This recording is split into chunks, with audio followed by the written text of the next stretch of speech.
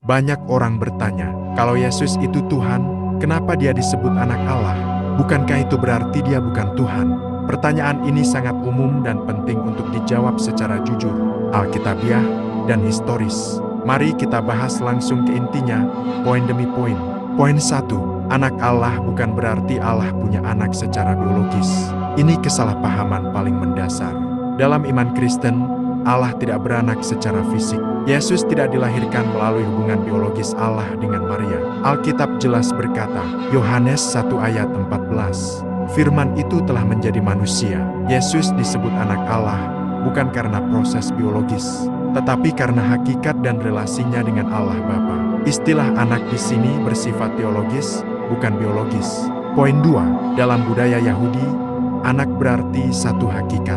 Ini bagian yang sering tidak dipahami. Dalam budaya Ibrani, anak manusia, anak Allah memiliki sifat Allah.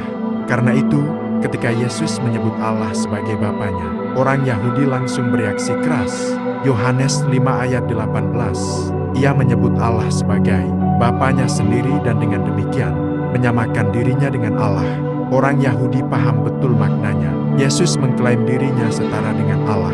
Kalau Yesus hanya nabi, maka tuduhan ini seharusnya mudah dibantah.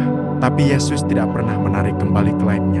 Poin 3. Yesus secara eksplisit mengklaim keilahian. Yesus tidak pernah berkata, "Aku hanya nabi." Sebaliknya, ia berkata hal-hal yang hanya pantas diucapkan oleh Allah. Contohnya, Yohanes 10 ayat 30, "Aku dan Bapa adalah satu." Yohanes 8 ayat 58, "Sebelum Abraham jadi, aku adalah." Kalimat "aku adalah" di sini memakai istilah YHWH, nama Allah dalam perjanjian lama. Reaksi orang Yahudi, Yohanes 8 ayat 59, mereka mengambil batu untuk melempari dia. Kenapa? Karena mereka tahu Yesus mengklaim dirinya sebagai Allah. Poin 4. Yesus disebut anak Allah karena dia adalah firman yang kekal. Alkitab mengajarkan bahwa Yesus tidak diciptakan, tidak bermula, kekal bersama Allah. Yohanes 1 ayat 1. Pada mulanya adalah firman. Firman itu bersama-sama dengan Allah dan firman itu adalah Allah. Bukan firman itu diciptakan, tetapi firman itu adalah Allah. Yesus disebut anak Allah karena dia berasal dari Allah, satu hakikat dengan Allah, menyatakan Allah dalam rupa manusia. Poin 5. Gelar anak Allah justru menegaskan keilahian Yesus. Ironisnya, banyak orang mengira anak Allah lebih rendah dari Allah. Padahal dalam Alkitab, anak Allah yang menyatakan diri. Kolose 2 ayat 9, sebab dalam dialah berdiam secara jasmaniah seluruh kepenuhan kealahan. Yesus bukan Tuhan kecil, dia bukan setengah Allah, dia Allah sejati yang menjadi manusia sejati.